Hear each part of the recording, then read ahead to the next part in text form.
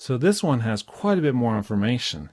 This is going to deal with a number of different issues: file system information, playback and recording, synchronization, configuration settings, and then record latency adjustment and samples.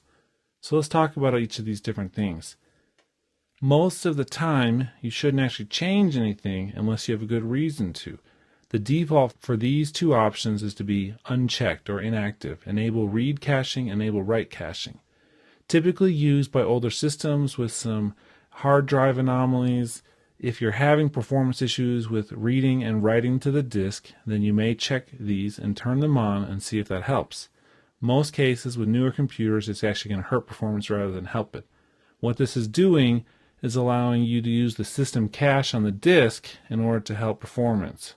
So, not necessarily something you need to do. Playback and recording.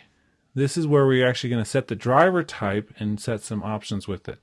So driver mode, we have WDM, KS, Wasapi, ASIO, and MME 32-bit.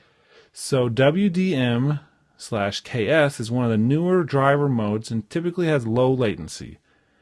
And then it goes newer to older, MME being the oldest and usually the poorest. Many interfaces that are built on your computer and otherwise have options for each of these. I prefer to use ASIO because it gives me a lot of options, and I've had better success with ASIO than with the WDM-KS, but you may have different luck with that. So try each of these out and find which of them is going to work the best. Typically recommend once you change this to restart your application, and don't just change it and hit OK and apply, because sometimes you get a better picture of how things are working once you restart. So let's leave it on ASIO for the moment. Here we have shared drivers with other programs. That means when Sonar is not in the main focus, another program could use it. Use multi-processing engine. If you have more than one processor or a dual core or something along those lines, then you could use this. Even if you deselect it, Sonar will still use the second core or second processor for tasks at some points. Use MMCSS. This is in Windows Vista, and this talks about a scheduling option that the computer uses to do tasks in the system. If you have this option, then definitely use it because it will help things run a little bit more smooth. Okay, play effect tails after stopping. I could turn that on. What this does is when you hit stop, anything that has an effects tail that's still going, like a reverb or delay, will continue till that tail stops, and then it will stop. So you actually get to hear the tails of things when you push stop on your system. Always open all devices. This talks about a track object opening. So if you hit play and there's some channels that you're not using currently, it could open them up to be ready to be used later, so you won't have any problems. Kind of an advanced thing. Only use it if you're having problems. Next is remove DC offset during record. So if you have an interface that has a DC offset problem, which is typically a low or super low sub-frequency that's pushing all your audio up into a different range, this will remove it so you won't have issues with it. Next we have record pre-allocate file seconds.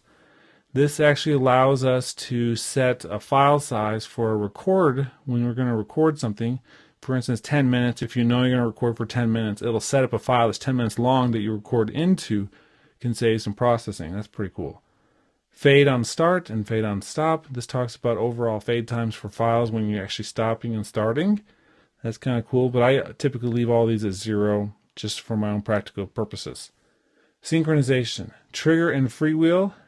So, for instance, if you click this and you're doing some synchronization issues, it's going to accept the synchronization information at the very beginning. It'll start at the same place, and then you'll work on your own clock internally for your module and external for the other module, so you could technically drift apart a little bit.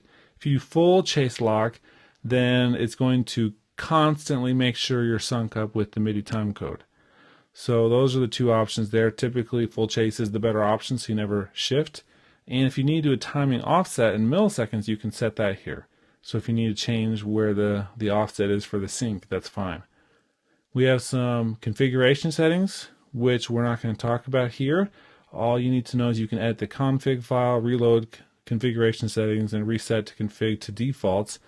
That's talking about all of these settings here. You can save them as a file, so you can save different configurations for your audio options. Next, we have record latency adjustment. So if your driver has a delay from when you're playing back to when it's actually being read off the hard drive, then you may need to set a latency adjustment so that when you play back what you've just recorded, that it actually lines up with the original music. Now, you'll know if you have a problem with this because you'll be playing along and recording vocals, and then you'll stop and play back and they won't line up anymore. That's the issue. Now, Audio, this is another reason why I use it. It can go through and figure out what the latency is already. So in this case, it looks at the drivers and the hardware and says, you have a latency of 690, so we're going to adjust for that every time you record. If you're not using Audio, then this won't be here. You won't be able to use it, and you'll have to do a manual offset. And you can do that by trial and error to figure out what it is. Okay, so that's the Advanced tab. Let's move on to the last tab,